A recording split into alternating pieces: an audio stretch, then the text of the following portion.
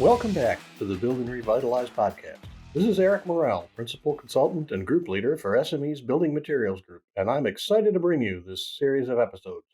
Our guests are some of the most experienced building enclosure and structural consultants in the industry, and I have the honor of calling them my colleagues. Consultants aren't born, they're made. We are a product of knowledge, experience, and strong opinions. Becoming a consultant is a journey where the destination is discovered, like stumbling upon a great bakery or finding a bottle of that wine you've heard so much about. In these next 4 episodes, my colleagues and I are going to talk about our unique journeys as professionals and what we found when we discovered consulting as the destination. We share our stories from critiquing and redesigning magazine houseplans as children to managing multi-million-dollar hospital projects as professionals. And yours truly is featured in the first episode. Nate Sexton, a project engineer on the Building Materials Group structural team, makes a special appearance as host, and Charley Ireland, our senior structural consultant and team leader emeritus, joins as a guest as well. Charley and I both came to our consultant roles with years of experience in our respective fields. Me as an architect and Charley as a professional engineer. Being able to really help our clients and make their projects better is what keeps us here. Let's get started.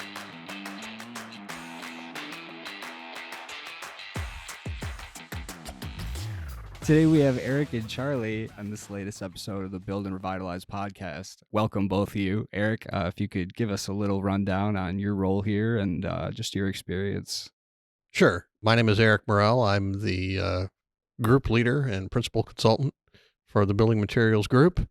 Been at SME since 2014. In my prior lives, I was a healthcare architect, and that's it. And Charley? I'm a senior consultant at SME. I've been a structural engineer for nearly 40 years. I used to say 30 years because it made me sound younger. No, I don't care. I was the structural materials team leader until recently. Now somebody else has that role, and I'm like team leader emeritus. Very good, very good. Well, it sounds like you guys both have a ton of experience between the two of you.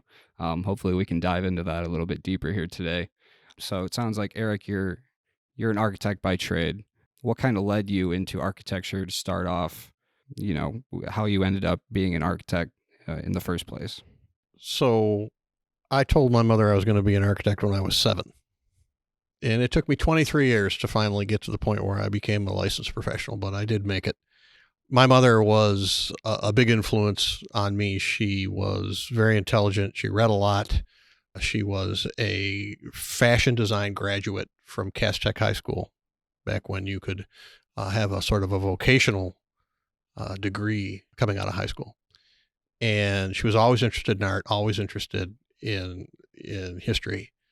And she brought home a book from the library that she had purchased from the library discards on architectural rendering. And I looked at that book and I was fascinated. And that was when I started trying to copy the pictures out of the book. And it didn't take long before I was just completely hooked. And I told my mother at that time, I said, well, I'm going to be an architect. And I'm not sure she entirely believed me, but she certainly encouraged me. That's super cool. Charley, how about you? How did you end up getting into structural engineering right at the onset of it all? For me, it wasn't such a direct, preordained kind of path. I came into engineering more gradually. I kind of slid into it. I was studying science, earth science, and life science, but then got more technically inclined, I guess. I started liking that more, but from my studies in geology, and then I thought I'd be a geological engineer, but then came back to Michigan. I was living in Idaho and continued my studies at the University of Michigan. There was no geological engineering there. Civil engineering and then structural engineering is what seemed to be the closest to my interests. And so that's how I wound up a structural engineer, I guess. But I thought after I graduated that I'd go back to Idaho and be a bridge engineer. And I got an offer from the Department of Transportation there and I pictured myself with a pickup truck and a gun rack in the back with a fly rod and a shotgun, and that's what I would do for the rest of my life. But my wife wouldn't go for that, and so I stayed here in Southeast Michigan, which is where I'm from. Both great experiences and great onsets to both of your careers. And it seems like in this industry, nobody really has a super designated plan. I think in this company, it's even more so, and then in this group, it is definitely not the case. Building off of that, I guess, what type of experiences did you have that set you up? Well, my experiences at Albert Kahn were broad. You're sort of just, trial by fire kind of a thing. They throw you into the pool and you learn how to swim. And years later, you think, well, gee, that was pretty good training I had. Primarily, the kind of work was first industrial type work. They were really well known for that historically, and they still had a lot of industrial type work. They also had some signature office building type stuff that I got involved with, and commercial buildings, also some educational type facilities, even a little hospital. And Albert Kahn had hundreds and hundreds of buildings under their belt. By the time I started there, long tradition and very well established procedures. Their drawings were well done. Their people were, extremely competent. And it was a good time for me to be over there. Very cool. Eric, if you could expand on some of your professional experience, maybe in the early onset of your career postgraduate, and if you did similar full design type work, new construction, or did you do a little bit more consulting, or where did you really start off? So in college, one of the professors, my structural professor, approached me about working for him to basically help him out with his, he was a sole practitioner, part-time. And he had done a lot of work for K-12. He's kind of what I call a grizzly bear. A grizzly bear will basically eat anything that won't eat them. And so any kind of work that he could bring into the firm, which was great for me because, I got to try survey work. I got to try testing. I got to try traditional sort of design work and renovation work. I got to do forensic work and did a lot of various things for him. In the early 1990s, there was a downturn in the economy, and his practice was starting to dry up a little bit. And I saw an opportunity to join a full-service architecture firm. And there, a very large organization had multiple fingers, all sorts of different service areas. I started out, my very first project there was a K-12 school, but then I started out in their retail group, doing big box retail for Kmart, Mervyn's, Kohl's, Myers, Target. And after 2 or 3 years of that, one day I was actually leaving work and my branch manager cornered me and said, Eric, would you like to try a higher education project? So I'm going to say no to my branch manager. That project turned out to be the Detroit College of Law at MSU. I was the project architect on that. And it was my first, you do the whole job yourself kind of project. And it was a great project because it had the best of everything. It was a concrete frame with concrete masonry and limestone and copper and all of these, high durability materials. And about a year after that, the same branch manager cornered me again, and he said, hey, Eric, would you like to try a healthcare project? And, like I said, what am I going to do? Say no? And that really turned out to be fun. Healthcare is a very complicated field to be in when you're a design professional. Lots of things to learn, lots of things to understand, lots of constraints that affect your design. And so from that standpoint, it was like, I kind of felt like it was where I belonged, and it was great. And I did that for 20 years. It sounds like you guys are more similar than you give yourselves credit for, both coming from University of Michigan, both being in full service firms for quite some time, and then both winding up here at SME. So think you might need to think about that a little bit more. But building upon that, how is SME different than that healthcare role and as a project architect for all those years? What kind of experiences are you having now, and have you had over the last 8 years that are different than that, and how are they different? In consulting, this is a consulting firm, and in consulting, as a professional, it's a little more broadly based. You are very much, particularly at SME, you're very much in charge of your destiny. I have clients that are my clients, and I take care of those clients. I manage them for the company, and I feel much more in control of my destiny from that standpoint. I'm not, and as much as I love my former firms, the work came in, I sat at my desk, I did the work went out again. And that's great. And there's a lot to be said for that. And then you can certainly find personal satisfaction in it. But in coming here and being exposed to more of what I call the consulting side, where again, you're not only doing the work, but you're also, you have a responsibility for getting the work and managing the clients and really seeing it from end to end. It's very different here. And I will say it's not for everybody. There's a lot more writing in this job. There's a lot more research. There's a lot more formulating opinions and, having to stand behind those opinions, sometimes in court.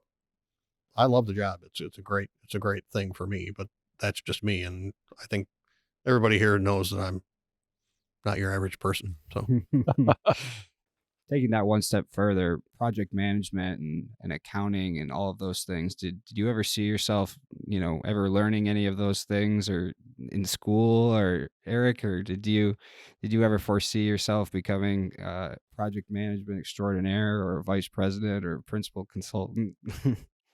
when I started here, when I was interviewing here, I had breakfast with the CEO and the head of human resources and the team leaders and the principal consultants who were in this group at the time. I pulled no punches when I said my future is not in project management. And I will say that response has changed itself since I've been here. Still not my favorite role, but I do see, of course it's important, and it requires, just like any skill, it requires practice. And you have to be willing to be lousy at something for a while in order to ultimately succeed at it. And I'd like to think that I'm certainly a better project manager than I was 9 years ago. It's certainly not something I went to school for. It's certainly not something that I would volunteer for. But I do think that as a consultant, it's important that, again, this full service nature of what we do as individual professionals working in this organization. It's important to understand that here, the projects are small. In my old life in healthcare, I worked on $120 million, hospital projects that completely expanded, doubled the size of a hospital. Here, my projects are $100,000 worth of restoration to solve a problem that nobody else could solve. And so it's different from that standpoint. And it's much easier to be a manager I think at a small project, of course, than a big one. Yeah, definitely. It seems like you need to be able to have the technical skills that possibly you both gained at those full service firms where you were doing design day in, day out, month in, month out. Then you come here and then you have to have, switch your gears and be a jack of all trades a little bit more. Here though, in my former life, I tended to gravitate toward building enclosure work. We would do a hospital addition, or we'd do a new hospital, and there would be a team of architects. There would be what we called the outside guy and the inside guy. And the outside guy would do the core and shell. He would take care of the walls. He'd coordinate with structural, make sure the slab edges were all where they belonged and that we were supporting everything adequately. And then there was the inside guy who was, fitting the $3 million machine into the specialty operating room, or, working with the electrical to make sure the closets were all lined up, all of those interior things. It was usually divided. And I always sort of gravitated toward that outside guy. I was always kind of the enclosure guy. And because you liked it? Because I liked it. And I was also very fortunate in my career that I've had good advice. And I did have a guy tell me flat out, Eric, you should stick to this enclosure stuff. You're really good at it. Was that another way of saying you're really bad at the inside stuff? Could be. You know what? The fact is I love the inside stuff. I talk about the multi-million-dollar machines, and until you've fit a cath lab machine into a room with a 9-foot ceiling that was supposed to have a 10-foot ceiling, you haven't lived, and at least as far as a technical professional goes. But I'm proud to say that I actually did that, and the machine worked fine. It's been I really like my time as a healthcare architect, but I'm still an enclosure guy. I think I'll probably always be that. So we heard a couple of Eric's favorite projects. Charley, if you have any that you can draw from the top of your head that you really enjoyed here at SME, and what was included in that? Well, some of my favorite projects have to do with opportunities that we have where first somebody else is involved, not our company, and they provide services that have missed the mark in our clients' eyes, and they call us, and so we come on board, and we're able to show how things could be done differently, more suitable to their needs. Gives us an opportunity to really shine, because if we just get hired right off the bat, sometimes our clients don't really fully understand just what we bring that might be different from a competitor. And I've always enjoyed finding solutions that are not necessarily novel, but ones that include some aspect of the way something was constructed that maybe somebody else didn't see. You can oftentimes save a client money on shoring, for instance, when you realize that the building has characteristics that don't require somebody to go in there and wholesale shore everything. Those kinds of things to simplify, a project and to make it more economical for a client, especially in view of the way some heavy-handed approach might go, is a lot of fun. Yeah, absolutely. Could you give an example of a project where we provided client that type of service, where we came in and maybe we weren't the first on scene, but we came in and we offered our client value? Yes, we just finished one like that. It was a large school. It had not been online for a while. It was about 50 years old, and the roof had never had any maintenance whatsoever. When the renovations were going on, there were some concerns about the quality of the roof deck, especially after one of the workers fell through. Fortunately, he wasn't hurt. Another consultant was brought in, and they directed reinforcing all over the place of this existing roof deck, to the point where the contractor wouldn't be able to keep his schedule, and it was going to cost several $1 million more to replace the amount of deck that they were indicating. The contractor was frustrated about that, and they brought us in, and we were able to look at the roof deck in a more rational way and point out to them that many of the areas that were indicated as bad really weren't bad at all. The reinforcing that had been prescribed wasn't necessary. And then we surveyed the entire roof deck, and we found that the number of places where really bad roof deck existed were far fewer than what somebody else had said. So this was a great feeling, because our client was extremely happy. It allowed them to save probably a couple $1 million. And this was on something they weren't even budgeting for originally. They didn't realize that they even had bad roof deck to start. And then, finally, the work was able to be completed in a much shorter time. So it was very satisfying for us to do that. Sounds like you guys have enjoyed your time here in the sunset of your careers. And I you know what, for me, I don't know about you, Charley, but for me, this is very much a second act. starting, I was 52 when I came here. I was walking away from a lot of things that I was really good at, that I always, that I did. Producing 500 sheet sets of drawings and developing, comprehensive door hardware and door schedules, and, all of the life safety things that are really, I had to kind of put aside. Not that I still don't use them from time to time here, but very much for me, I really kind of felt like I was starting over when I walked in the door. After it, well, you know what? Not when I walked in the door. 2 weeks after I got here, it was like, I feel like I'm starting over, because there was so much more. It was so different from the traditional design firm and all of the things that I had done. Yeah, I know that is true, especially for you. For me, I was already transitioning into this kind of a thing because I was in private practice for 8 years. And before I got back into the design world for, a few years, and then also did some consulting work. So in private practice, I did a, variety of stuff that included some of the kinds of things that we're doing here now.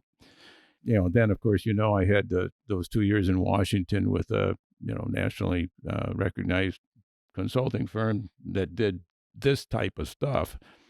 So I enjoyed it. I enjoyed this side of our business. And, the design work, I had done that for so many years that I would say I was could do it in my sleep, but didn't have the same type of color and variety that we have in this side of the business. We always have different projects. You never know what the next project is going to be like. And in the design world, okay, another hospital, okay, another school, okay, another stamping plant, so, these things all are very, very similar.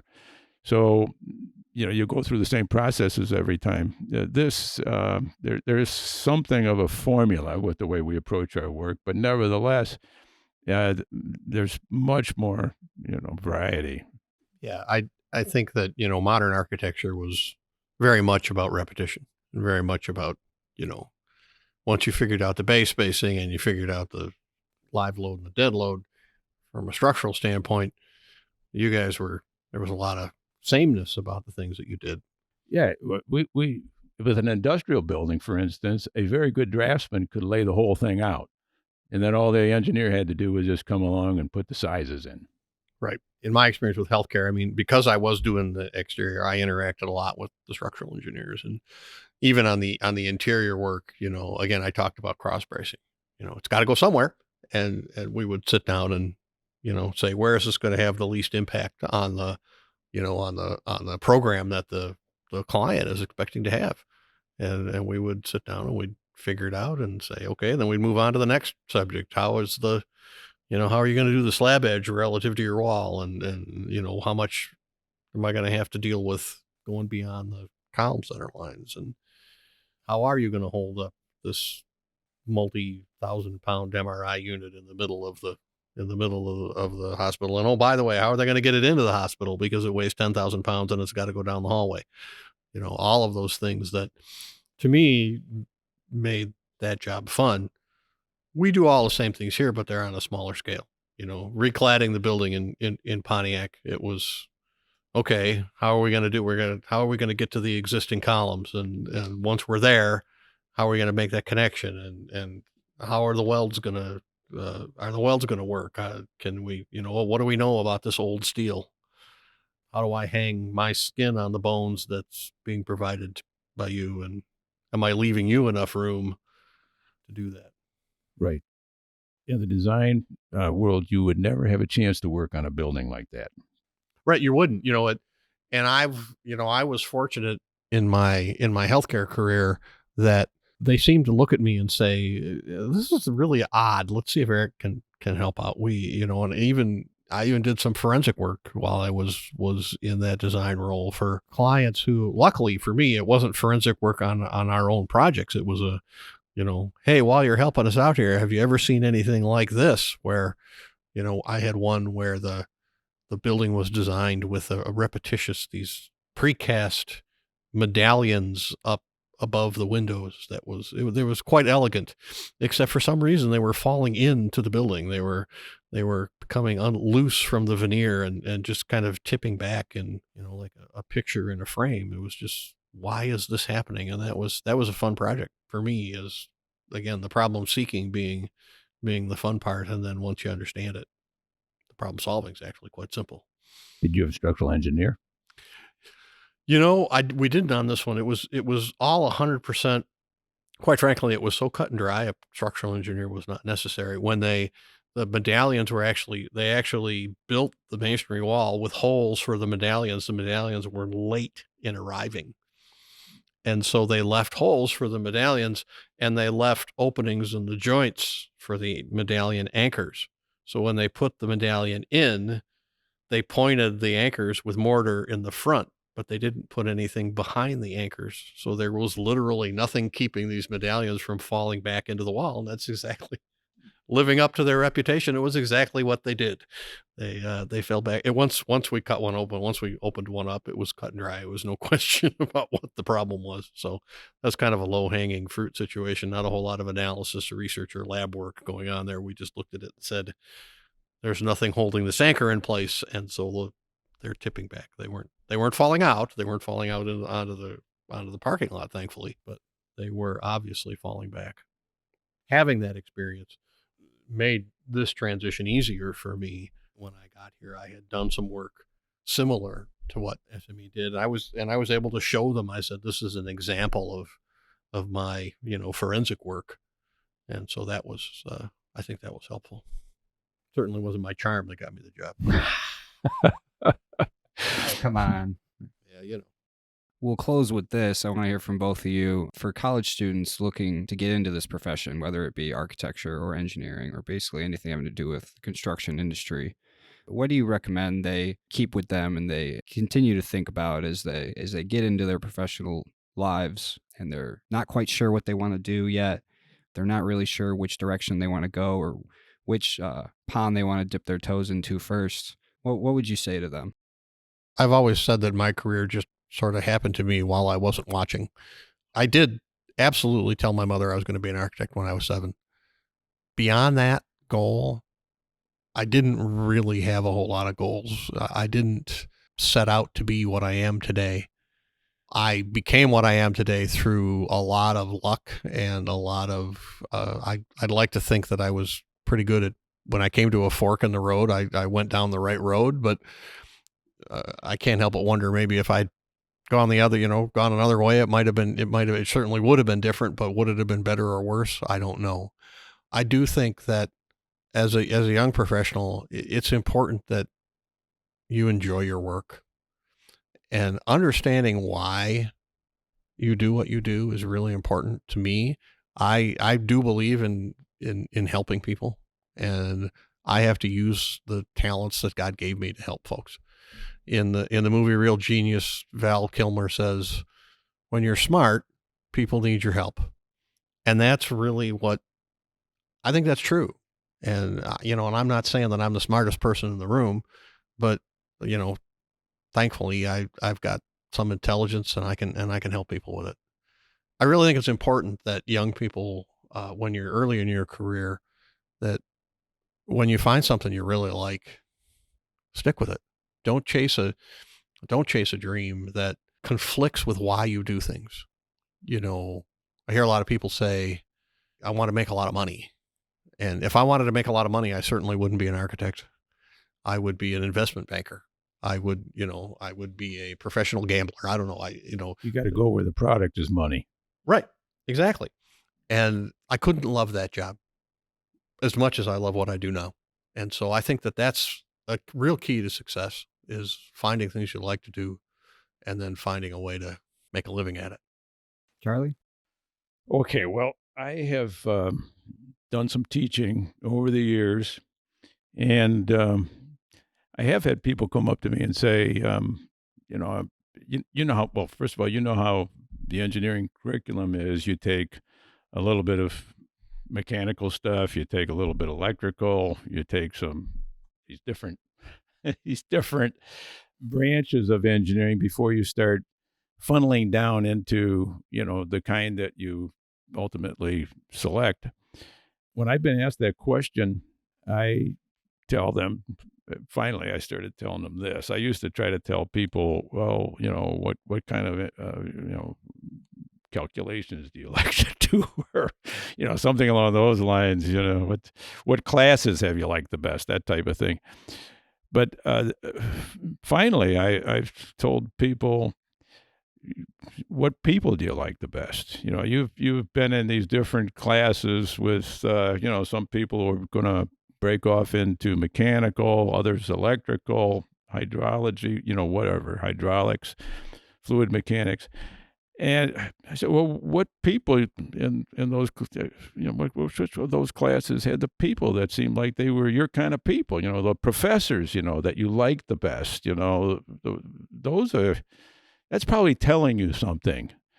So that's what I tell them now. And I don't know if anybody's taken that advice, but I think it's the best advice I could possibly give a young person, I definitely followed it myself. I'm a Wayne State Warrior, and I can definitely attribute my love for structural engineering to the professors that I met there, and still am taking classes with for my master's degree, and I think that's great advice, definitely. There's one other piece of advice I got that I thought was unexpected and good advice. When I applied for my second job out of college, and I was talking to the department head, I thought that I was going to have to somehow demonstrate my technical ability, by talking technical talk. But he said something like, I know you can design a beam, but what I want to know is, can you get along with other people? Can you work in a group and solve problems together? That's what is important. We assume you know how to do calculations, but can you get along with others? And I think that really a good interviewer is looking not just for your technical ability, but it's looking for, other qualities, that are just as important or maybe even more important, because we all believe that everyone we hire who has the qualifications technically is going to be fine, but can you get along with other people? Can you work in a group? Can you have a sunny disposition, or, whatever it takes so that, you can solve problems with other people, because we don't work in a vacuum on anything that we do.